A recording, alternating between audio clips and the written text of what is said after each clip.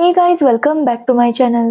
तो आज के इस वीडियो में मैं आपको एक्सप्लेन करने वाली हूँ 2019 में आई मूवी मेड इन चाइना। तो चलिए विदाउट वेस्टिंग टाइम मूवी का एक्सप्लेनेशन स्टार्ट करते हैं। मूवी स्टार्ट होती है गुजरात के एक कल्चरल इवेंट से, जहाँ पर गुजरात और चाइनीज डेलीगेट के बीच में मीटिंग हो रही थी, जहाँ एक चाइनीज डेलीगेट जर्नल सिंह एक टाइगर सूप नाम का सूप पीते हैं, जिसकी वजह से उनकी मौत हो जाती है। अब ये देखकर सभी लोग काफी परेशान हो गए थे कि आखिर उस टाइगर सूप में ऐसा क्या था जिसकी वजह से जनरल सिंह की मौत हो गई। और इसकी इन्वेस्टिगेशन करने के लिए दो सीबीआई ऑफिसर्स शर्मा और गुप्ता को कहा गया था। तब उन्हें पता चलता है कि इस सूप का मैन्युफैक्चर रघुवीर मेहता है, जिसे सब लोग रघु कह के बुलाते थे। अब वो सीबीआई ऑफिसर्स सबसे पहले डॉक्टर वर्दी के पास आते हैं, जो कि एक सेक्सोलॉजिस्ट है, और उनसे उन्हें पता चलता है कि डॉक्टर वर्दी और रघु साथ में ही काम किया करते थे। साथ ही उनके साथ नट्टू काका नाम के एक अंकल भी काम करते थे। इसलिए गुप्ता और शर्मा उनसे पूछताछ करने लगते हैं। तो नट्टू काका उन्हें रघु की कहानी बताते हैं। एक्चुअली रघु के पापा की एक दुकान थी और उसके पापा चाहते थे कि रघु उनकी दुकान संभाले, लेकिन रघु को अपना कुछ करना था, इसलिए वो हमेशा नए नए बिजनेस आइडियाज ट्राई करता, लेकिन उसका एक भी बिजनेस आइडिया वर्क नहीं हो रहा था। लेकिन फिर भी रघु हमेशा मोटिवेटेड रहता और नए नए बिजनेस ट्राई करता। लेकिन ऐसे ही कई सारे बिजनेस फ्लॉप हो गए, जिसके बाद रघु ने अपने पापा की दुकान संभाल ली। लेकिन जैसे ही रघु वो दुकान संभालने लगा, वहाँ से भी उन्हें ज़्यादा प्रॉफिट नहीं हो रहा था, जिसकी वजह से रघु की फाइनेंशियल कंडीशन कुछ ज़्यादा अच्छी नहीं थी। और उसकी फैमिली की बात करें तो उसकी फैमिली में उसकी वाइफ रुक्मिणी और उसका एक बेटा था। हालांकि रघु की फाइनेंशियल कंडीशन इतनी अच्छी नहीं थी, लेकिन रुक्मिणी और रघु दोनों एक दूसरे से बहुत प्यार करते थे। आज रघु अपने कजिन देवराज की हाउस वार्मिंग पार्टी में जाता है, जहाँ पर हम देखते हैं कि रघु इतने अच्छे पैसे नहीं कमाता था, इसलिए उसे कुछ खास रिस्पेक्ट नहीं मिलती थी।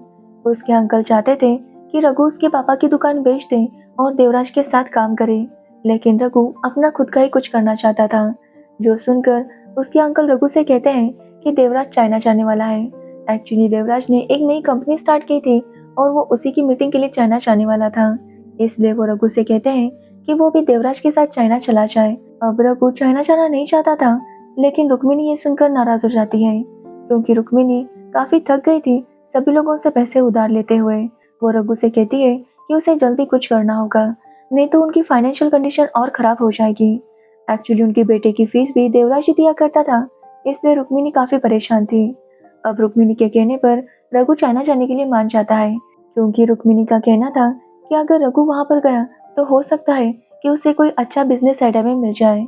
अब इसलिए रघु चाइना आ जाता है और वहाँ पर हम देखते हैं कि देवराज ने अपने लिए बहुत अच्छा होटल बुक किया था, लेकिन रघु के लिए उसने एक सस्ता सा होटल बुक किया था। एक्चुअली देवराज ने एक प्रोडक्ट बनाया था जो कि स्पोर्ट्स ड्रिंक था, और वो उसी के लिए एक इन्वेस्टर तन्मय से मिलने गया था। लेकिन तन्मय को देवराज का प्रोडक्ट पसंद नहीं आता, इसलिए वो उसे मना कर देता है, जिससे देवराज काफी ज्यादा गुस्सा हो गया था।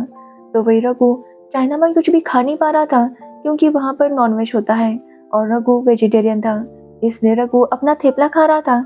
और ये देखने के बाद तन्मय उससे थेपला मांगता है, क्योंकि तन्मय भी गुजराती था, और वो दोनों बातें करने लगते हैं, जहाँ पर रघु तन्मय को बताता है कि उसने आज तक बहुत सारे बिजनेस ट्राई किए, लेकिन आज तक उसका एक भी बिजनेस सक्सेसफुल नहीं हुआ।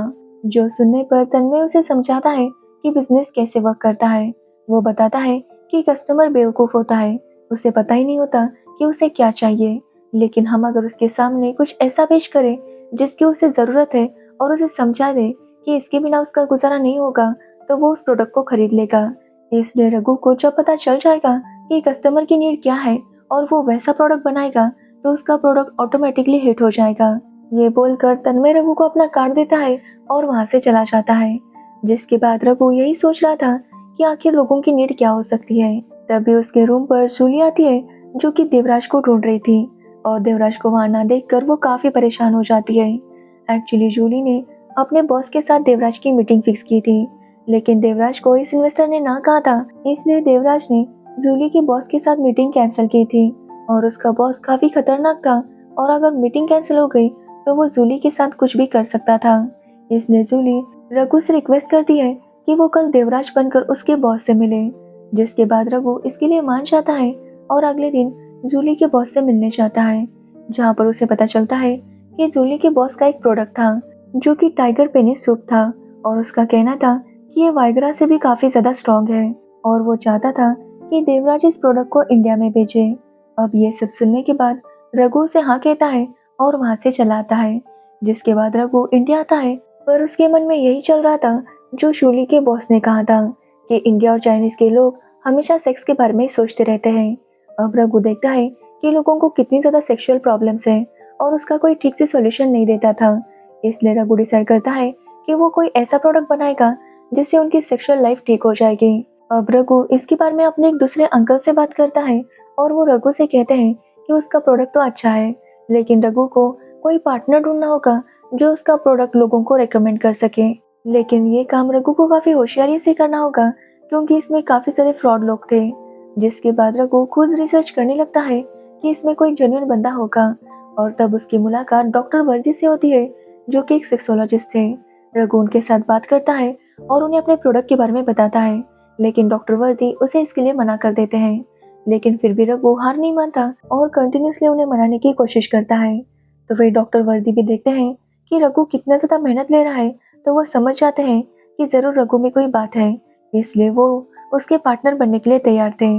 जिसके बाद रघु नट्टू काका को और 2-4 लोगों को इसमें इन्वॉल्व कर देता है ताकि सभी लोग एक एक काम संभाल सके।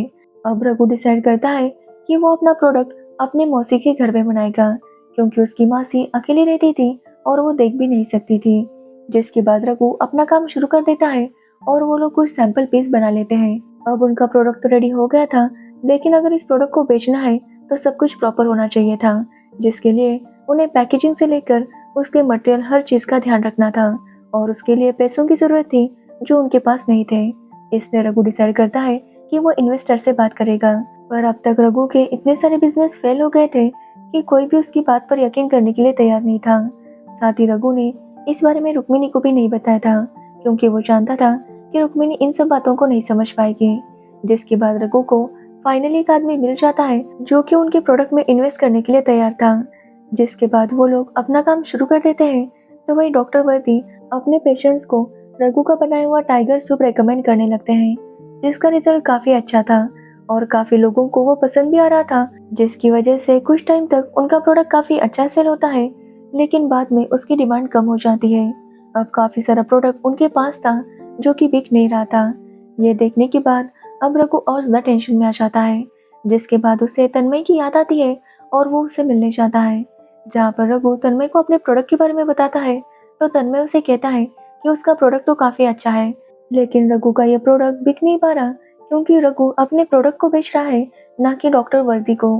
तन्मय रघु को समझाते हैं कि डॉक्टर वर्दी के पास 30 साल का एक्सपीरियंस है, इसलिए अगर रघु उनकी मार्केटिंग करेगा और उन्हें फेमस करेगा तो उनका प्रोडक्ट अपने आप बिक जाएगा। अब यह सुनने के बाद रघु समझ जाता है कि उसे क्या करना है, इसलिए वो डॉक्टर वर्दी के लिए एक सेमिनार रखवाता है, लेकिन गलती से डॉक्टर वर्दी पेरेंट्स सेमिनार में चले जाते हैं और रघु भी उन्हें रोकता नहीं बल्कि उनका वीडियो रिकॉर्ड करने लगता है, जहाँ पर डॉक्टर वर्दी से कई सारे पेरेंट्स क्वेश्चंस करने लगते हैं और डॉक्टर वर्दी भी नहीं जानते थे कि वो गलत सेमिनार में आ चुके हैं।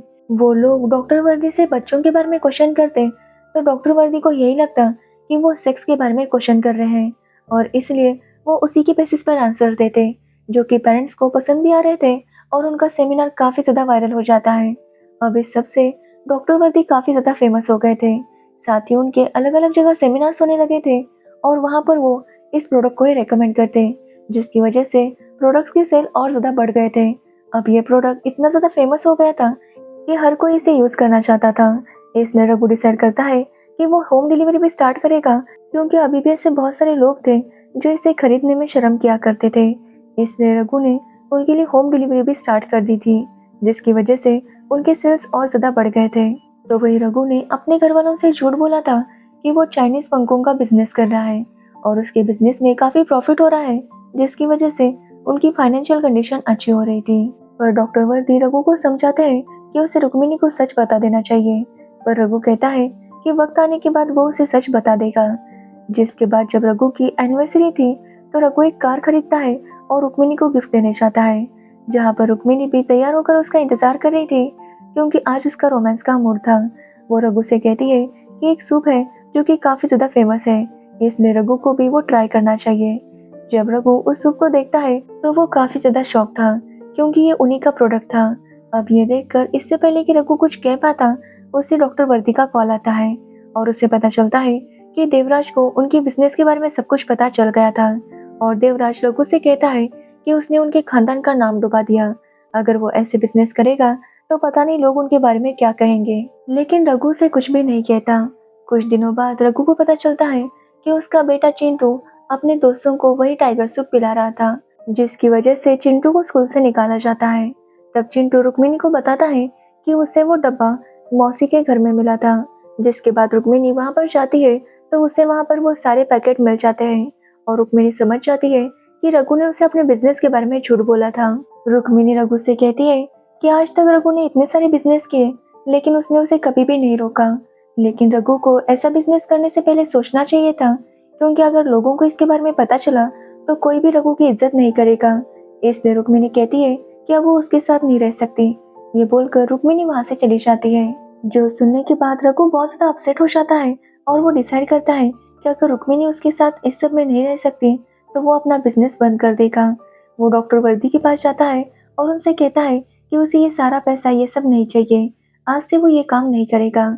जो सुनकर डॉक्टर वर्दी उसे समझाने की बहुत कोशिश करते हैं, लेकिन रघु उनकी बात नहीं सुनता। उसने फैसला कर लिया था कि अब वो ये बिजनेस नहीं करेगा।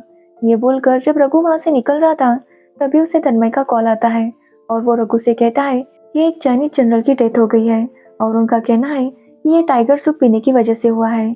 इसलिए तन्मय रघु से कहता है कि हर बिजनेस में प्रॉब्लम्स आती है, लेकिन उस प्रॉब्लम से अपना फायदा कैसे करवाना है ये हमें आना चाहिए।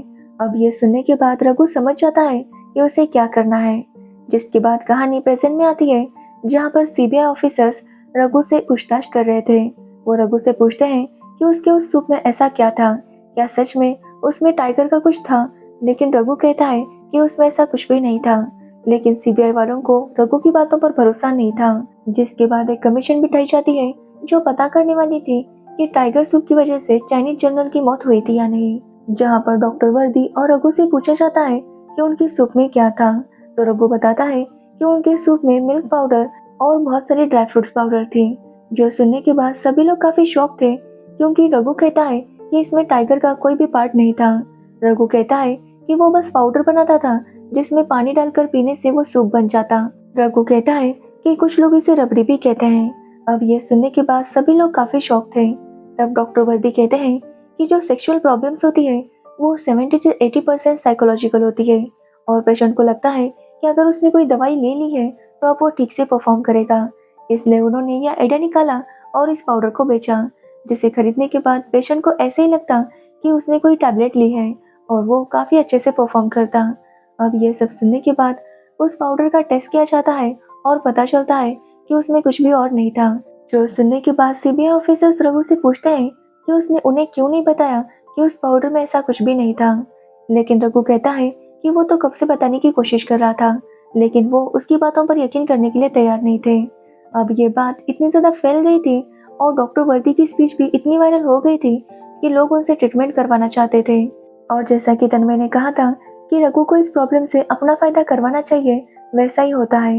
रघु डॉक्टर वर्दी की कई सारी क्लिनिक स्टार्ट करता है और उसका सीईओ बन जाता है। अब डॉक्टर वर्दी ग्लोबली फेमस हो गए थे तो वही रुक्मिणी की शिकायत भी दूर हो चुकी थी, इसलिए वो भी अपने घर पर वापस आ गई थी। और इसी के साथ ये मूवी एंड हो जाती है। तो ये थी मेड इन चाइना मूवी की स्टोरी। अगर आपको इस मूवी की स्टोरी और मेरा एक्सप्लेनेशन पसंद आया हो तो वीडियो को लाइक कमेंट शेयर जरूर करना और मेरे चैनल को सब्सक्राइब करना बिल्कुल मत भूलना। Thanks for watching video.